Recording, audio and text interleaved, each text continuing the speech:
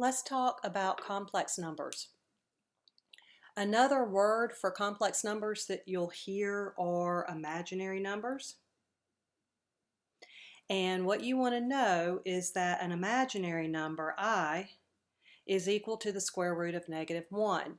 And if you'll recall, when we studied radicals, we talked about the fact that you can't take the square root of a negative number. In fact, you can't take the even root of any negative number. You can take odd roots of a negative number, but not an even root. So not only can you not have a square root of a negative number, but you can't have the fourth root of a negative number, the sixth root of a negative number, and so on. So you can't take an even root of a negative number. If you have an even root of a negative number, it is an imaginary number. Now, you'll also hear imaginary numbers referred to as complex numbers. So you see up here, we have complex numbers, and complex numbers actually are a combination of real and imaginary numbers, and they'll be written in the form of a plus bi, where a is your real number and bi is your imaginary number. And we just refer to it as a complex number. A lot of times, though, people kind of mix and match, and when they mean to say imaginary, they'll call it complex, and sometimes when they mean to say complex, they'll call it imaginary. So let's go ahead and look at some examples of how to simplify an imaginary number. In the first example, they give us the square root of -81. So what I'm going to have you do on these problems is always rewrite it, because you know that I is equal to the square root of -1. So let's rewrite this as the square root of -1 multiplied by the square root of +81. That's the exact same thing as the original problem. And then we know that I is equal to the square root of -1. So in place of that square root of -1, I'm going to put an I and multiply that by the square root of 81. So I on the square root of 81. And then from there, we can do prime factorization to simplify it a little bit further. If you remember our work with square roots, 81 can be written as 9 multiplied by 9. And remember, when you're taking a square root, and how do we know this is a square root? Well, if there's not an index, it's an understood 2. So right here we have an understood square root of 81. So we're looking for two of a kind. And since we do have two 9s, we're able to pull one of them out, and we have nothing left over, so that square root is just going to go away. And we're going to write this as 9i. So always put your number in front of the I. And if you wanted to write this like a complex number in the a plus bi format, you would say, okay, there is not a real number. The real number is 0, and the imaginary number is 9i. So you could write it as 0 plus 9i if you're writing it in complex form. And that way you would also be able to identify what a is, 0, and what b is, 9, because you might be asked that question. All right, so let's take a look at the next example. We have the square root of -108. So again, we see a negative under an even root. In this case, it's a square root. So we know that we have an imaginary number, and we're going to split it out, rewrite it as the square root of -1 multiplied by the square root of +108. Rewrite that. All right, and we know that the square root of -1 is equal to I. And we're going to put that on the square root of 108. From here, we want to use that prime factorization again, and I'm going to do it off to the side here. Make some room. And you may not know what goes into 108 right off the bat, but you do know it's an even number. So we talked about simplifying these radicals when they're even and using 2. So I know 2 is going to divide evenly into 108, and it'll go 54 times. And same thing with 54. I know it's an even number, so let's go ahead and break it out into 2 times 27. And then it gets a little bit easier. I know that 27 is the same thing as 3 times 9. And then the last thing we can do is break down the 9 into 3 times 3. Again, since this is a square root, we're looking for 2 of a kind. So I have 2 2's, and I have 2 3's. And then I'm going to underline this 3 here that doesn't have a pair. That's the one that's going to have to go back up under the square root. So I can definitely pull out a 2 from the pair of 2's. I can definitely pull out a 3 from the pair of 3's. So I'm going to be multiplying the 2 and the 3 together. And then I already had an I on the outside, so let's add that. And then what I underlined, what didn't have a pair and goes up under the square root, is the 3. And now what I can do is just multiply everything together on the outside of the square root. 2 times 3 is 6. And then I've got that I to attach on the square root of 3. Now there's another way that you can write this imaginary number if you want to write it as a complex number in A plus BI format. Here's the way you could write it. Again, we don't have a real number. Our real number is 0. The B is actually 6 root 3.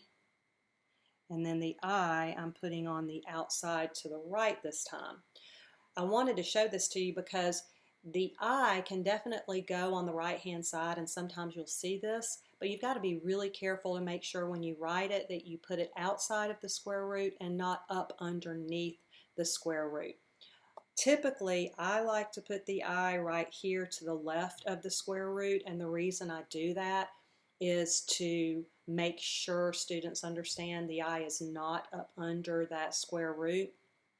But sometimes on your worksheets, like in CUDA, which is one of my worksheet generators, they'll put the I over here to the right.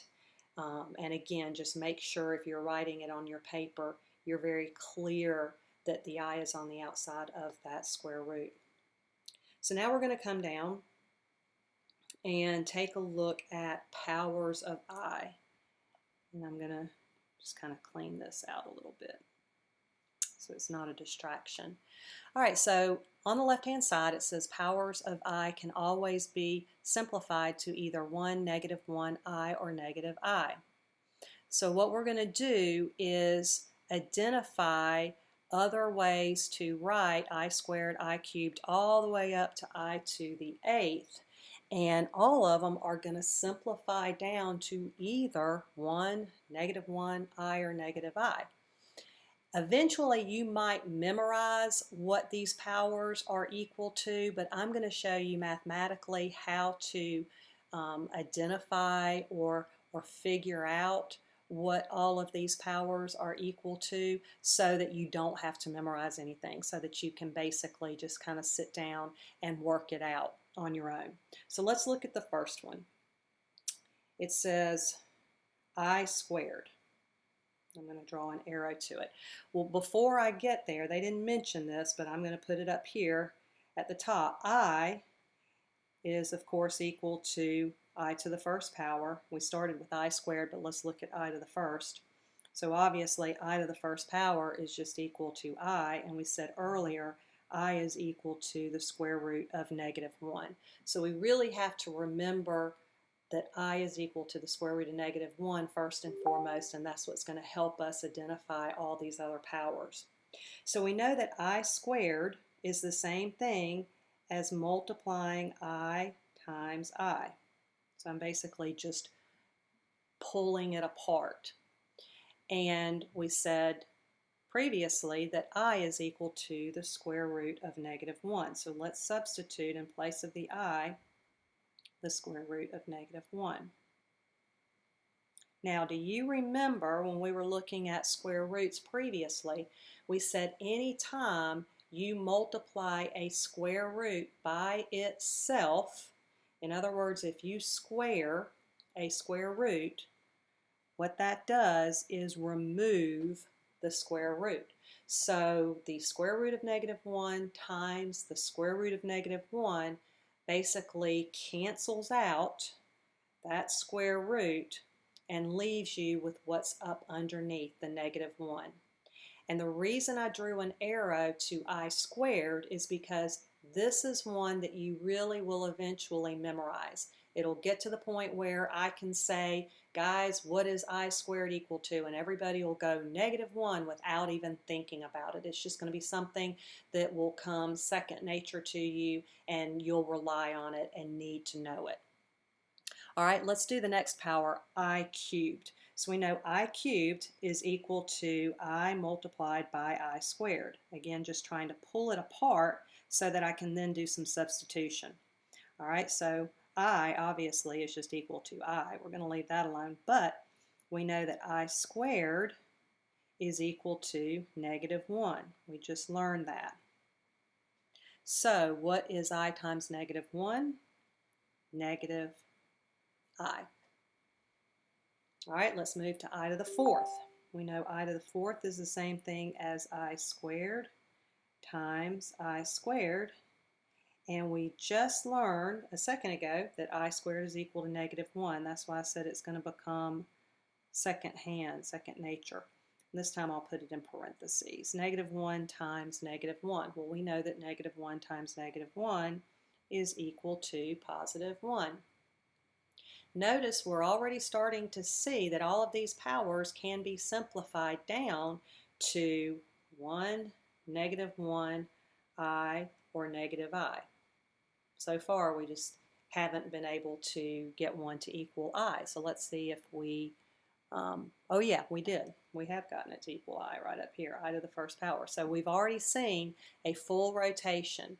I to the first is equal to I squared is equal to -1, I cubed is equal to -I, and I to the 4th is equal to +1. So let's take it through another rotation and see what happens.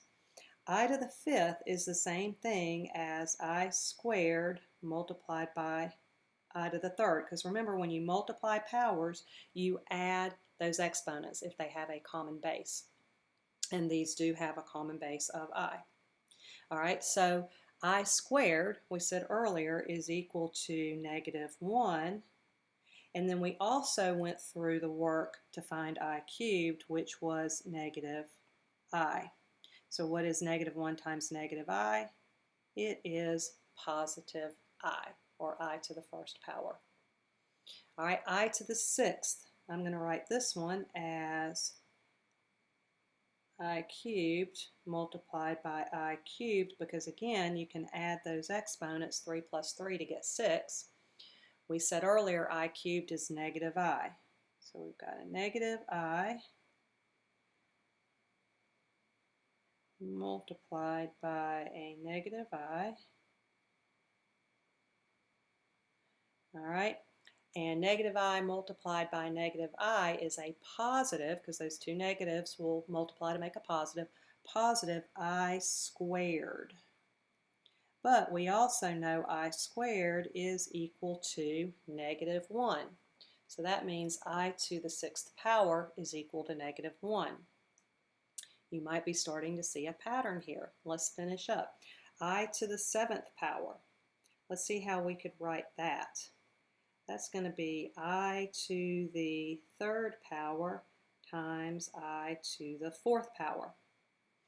And we said that I to the 3rd power is -I, and I to the 4th power is +1. So -I times 1 is equal to -I.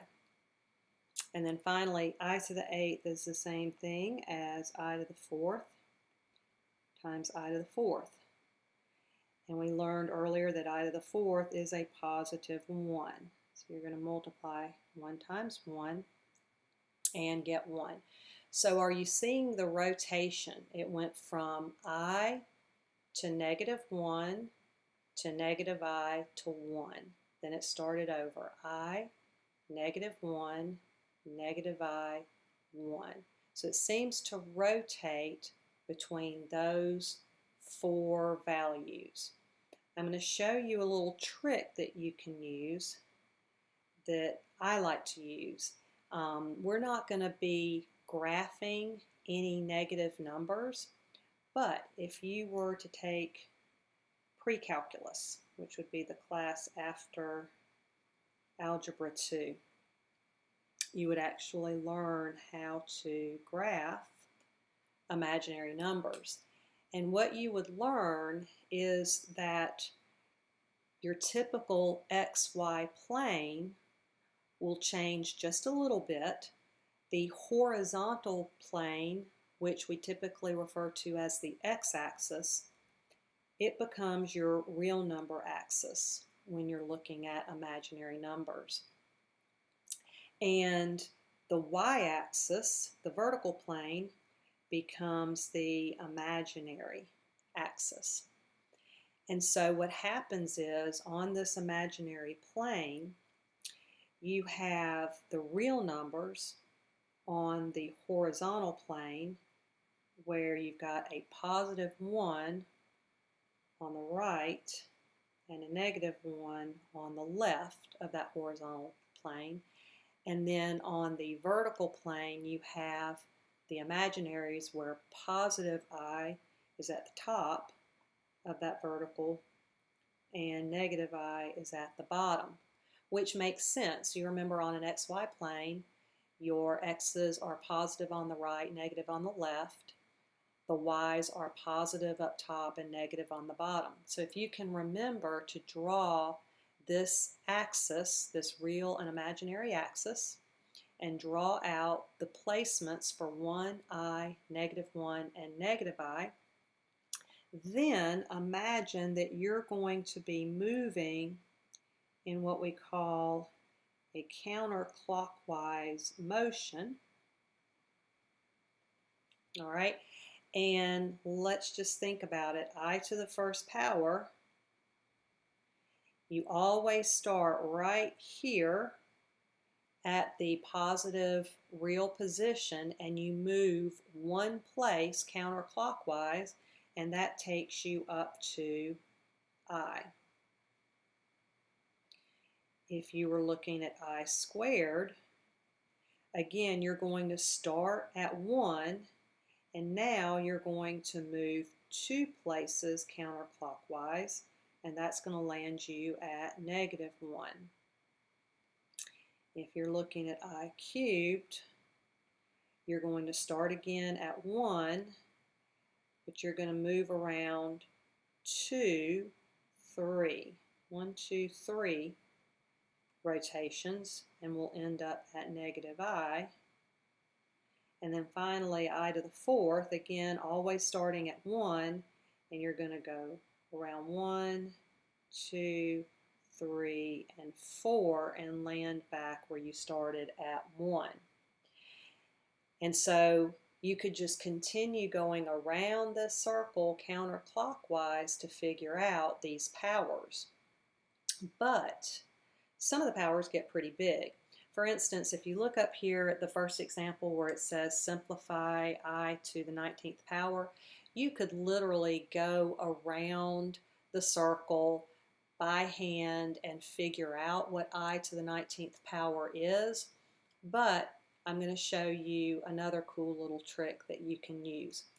If you'll notice, every time you go around 4 places, one rotation is 4 places, you hit 1. So I to the 8th would be equal to 1. I to the 12th would be equal to 1. Anything that is a factor of 4 is going to give you 1. So here's a little trick that you can use when you're trying to find the powers of I.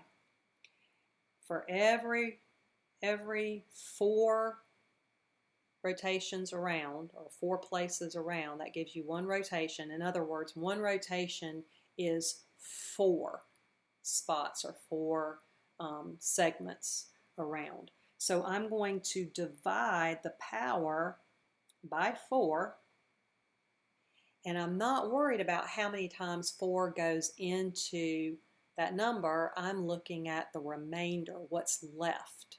So 4 is going to go into 19 4 times, and 4 times 4 is 16.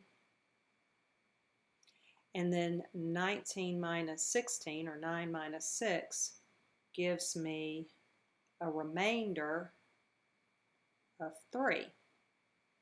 All right. In other words, if I were looking at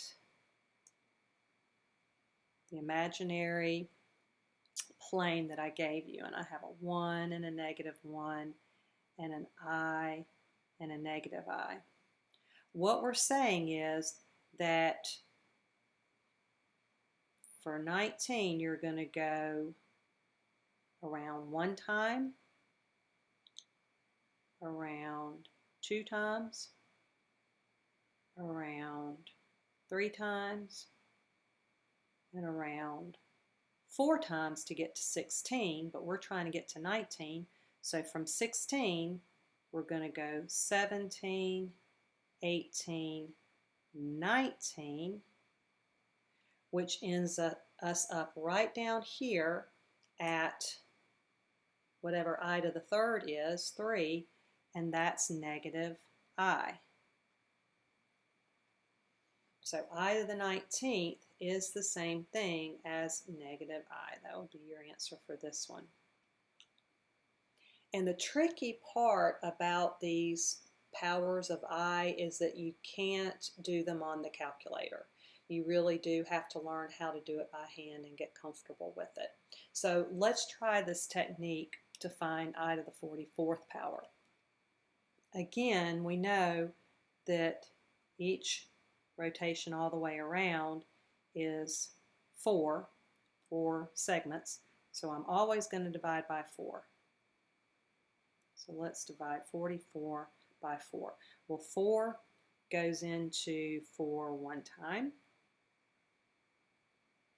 Bring down your next 4, and 4 goes into that 4 one time. And notice that I'm going to have a remainder of 0.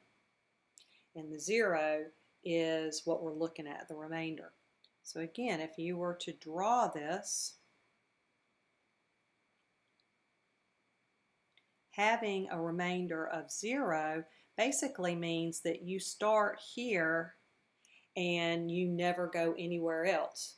You went around this thing 11 times. You kept going around 11 times and landed right there and didn't have any further to go because your remainder was equal to 0. So that means +1 is your answer. In other words, any power that is divisible by 4 is going to give you a value of 1. So if you can just look at that power and recognize that it's divisible by 4, you'll know right off the bat your answer is going to be equal to 1. All right, and let's look at the last one, 82. Again, we're always dividing by 4. Always dividing by 4. And we're dividing 4 into 82. So 4 goes into 8 2 times. Remember to bring down your 2. And 4 is not going to divide evenly into 2. So it's going to go in there 0 times and leave us with a remainder of 2. So again, just imagine that if you're looking at that imaginary plane, you're basically going around it 20 times, and after the 20th time, you still have 2 more to go. So I've got to go 1, 2, and I'm going to end up at -1. And that's going to be your answer. So I to the 82nd power is equal to -1. And this will just take some practice. When you first see it, and you do it a few times, you might go, yeah, I get it. And then when you haven't looked at it for a little while and you come back to it, you really have to kind of think through it again. So just make sure before you do any kind of assessments on powers of I, that you go ahead and refresh and practice, because you're not going to be able to get it from the calculator. All right, so the last thing that we're going to do is look at some operations with complex numbers. If you can understand adding and subtracting and multiplying polynomials, and I know we've done a bit of a review on that, and you've had that in algebra and in geometry as well.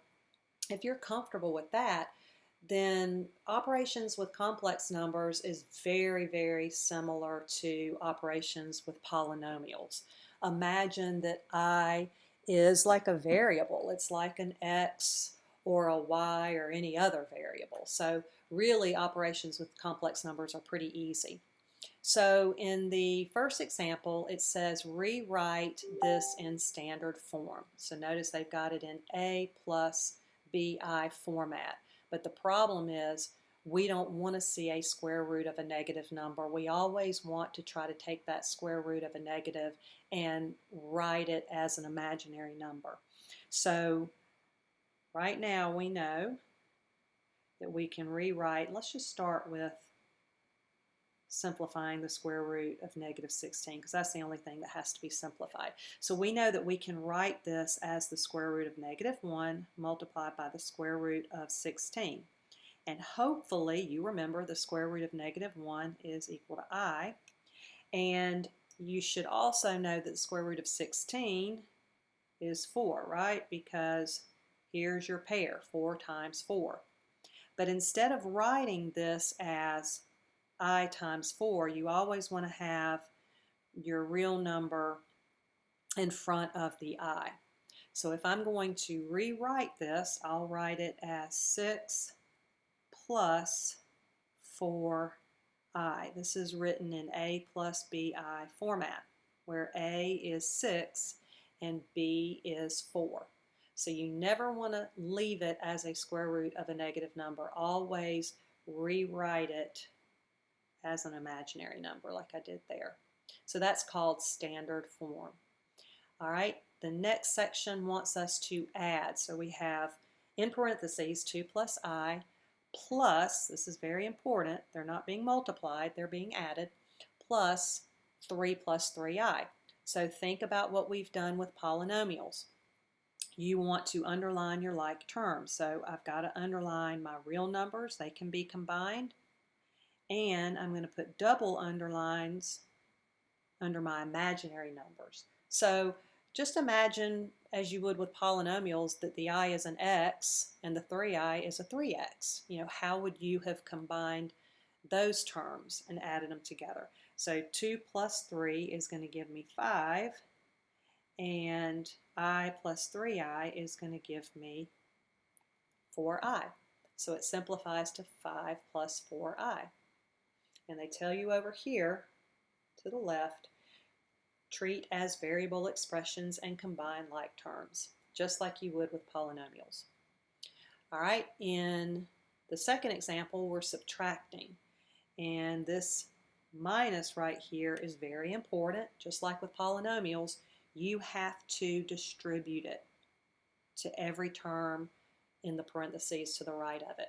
So I'm going to keep the negative 12 plus 10I that's on the left, and then I'm going to distribute the minus or the negative, so that positive 8 becomes a negative 8, and the positive 7I becomes a negative 7I. Then, just like I did with addition, I'm going to use my underline trick and put the like terms together. Do a double underline here. And now I have simplified it into standard form. Notice we always put the real number first and the imaginary number second. All right, let's look at multiplying. So with multiplying, we need to distribute. We're going to distribute that 3I. So 3I times 4 is going to be 12I, just like you would do with polynomials.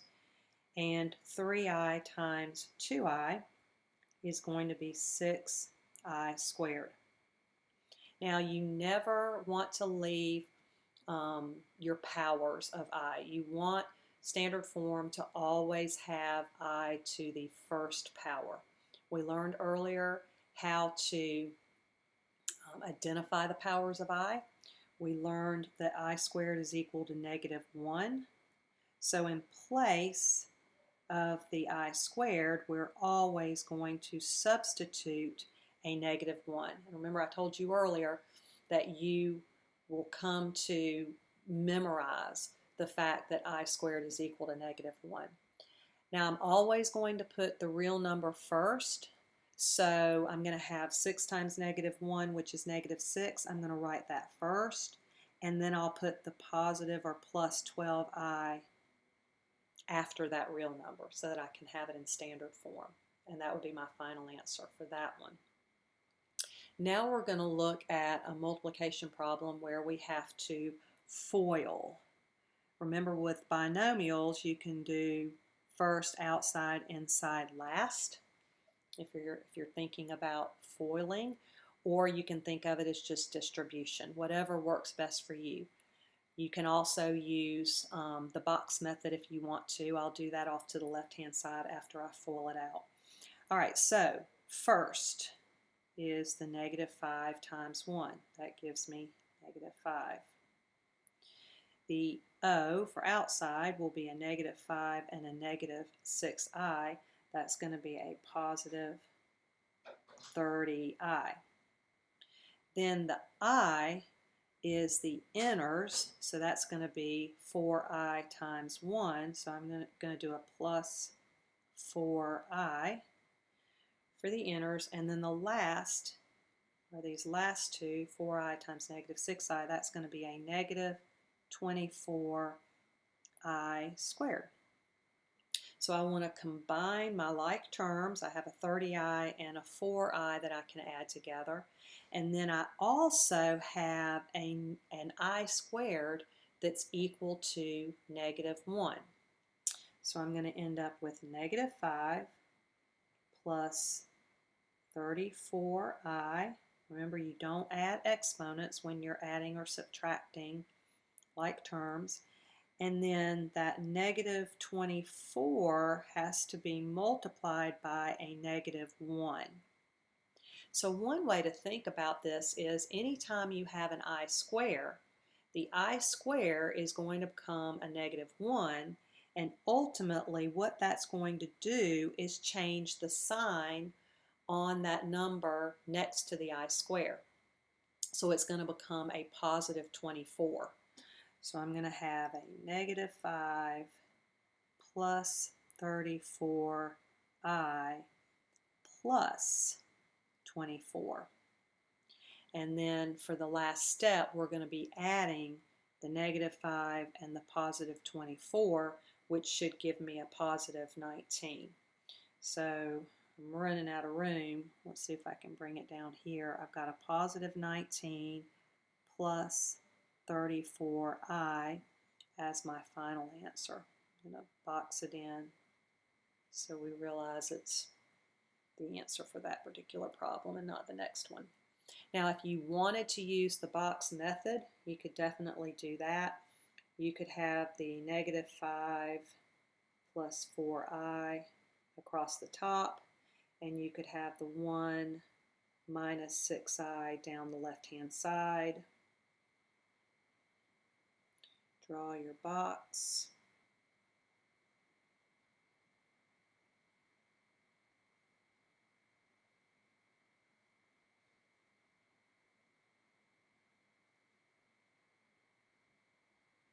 All right, and 1 times -5 is -5.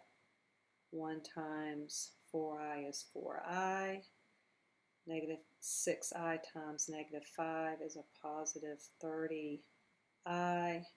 And -6i times 4i is a -24i squared. Notice along the diagonal, we've seen this a lot, where you can add those together. So you'll have the -5 plus 34i when you add the diagonal minus 24 times I squared. Well, I'm going to go ahead and just plug in -1 in place of the I squared. And what that -1 is going to do is it's basically going to disappear and change the sign on the -24 to be a +24. And then that's going to give you what we got earlier, 19 plus 34i for your final answer. So you can work that either way. All right, coming down to division. We've got 2 more problems remaining. I'm going to erase this just to give myself some room here. All right, so let's talk about the issue with division. I don't know if you remember when we were looking at radicals, we talked about the fact that we don't like having a radical in the denominator of a fraction. So for instance, if we had a square root in the denominator of a fraction, we always tried to get rid of that square root in the denominator. Well, with imaginary numbers, it's really a similar situation. It's inappropriate to have an I, or an imaginary number, in the denominator of your fraction, so we need to try to get rid of it. In the first example, our denominator only has one term, 3i. So if your fraction has one term in the denominator that is an imaginary number, the way to get rid of it is to simply multiply by I over I. Remember, it's okay to multiply anything by 1. You're not going to change its value when you multiply it by 1. And I over I is the equivalent of 1. And let's look at why it works to multiply by 1 written in this format. When you multiply across the top, your numerators, 4 times I, you end up with 4i in the numerator. And when you multiply across the bottom, 3i times I, you end up with 3i squared. Well, we know that I squared is equal to -1. So basically in the denominator, you're left with a -3. But we don't like to write the negatives in the denominator. You always want to bring that negative up top. So I'm going to write it as -4i over 3. So what I did was I took the -1 that I got from the I squared, and I'm just writing it up here in the numerator. We always want to put the negative in the numerator rather than the denominator. And it works out beautifully. We got rid of the I in the denominator, and it's perfectly fine to have an I in the numerator. That's acceptable. All right, so now let's take a look at the second example. Here we have a fraction with an imaginary number in the denominator, but we've got 2 terms instead of just 1. So when you have 2 terms in the denominator, one of them being an imaginary number, you have to multiply by something called the conjugate. And a conjugate is found by taking any complex number that's in standard form and changing the sign on the imaginary number, not on the real number, but on the imaginary number. So if I wanted to find the conjugate of some a plus bi complex number, the conjugate would be a minus bi. So in this particular case where we have a denominator of 3 plus I, the conjugate of 3 plus I would be 3 minus I. Notice I didn't change the sign on the real number, I'm only changing the sign on the imaginary number.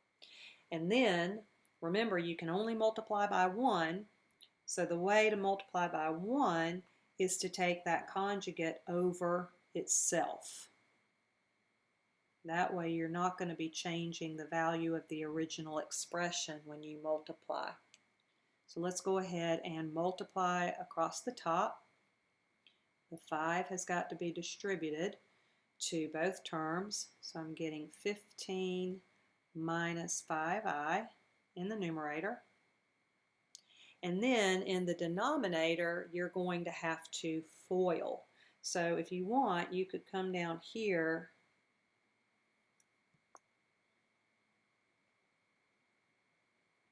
and FOIL it out. 3 times 3 is 9. That's your first. The outers is going to be negative 3i. The inner is going to be positive 3i. And the last is going to be negative I squared.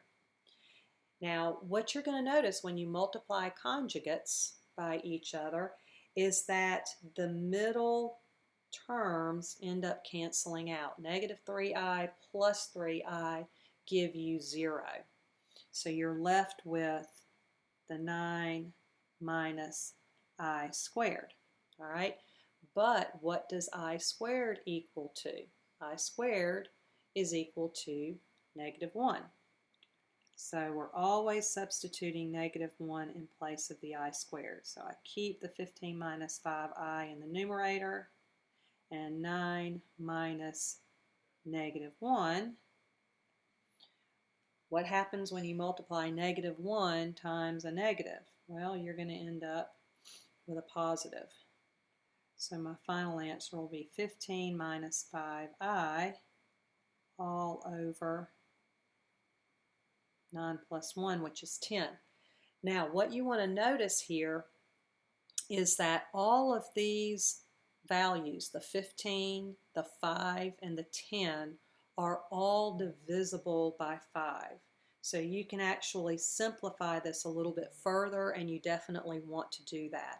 In fact, what I would do is in the numerator, I would pull out a 5. You've got that common factor. 5 goes into 15 3 times, and it goes into 5 1 time. So you could actually rewrite the numerator like this, and then you'll have the 10 in the denominator.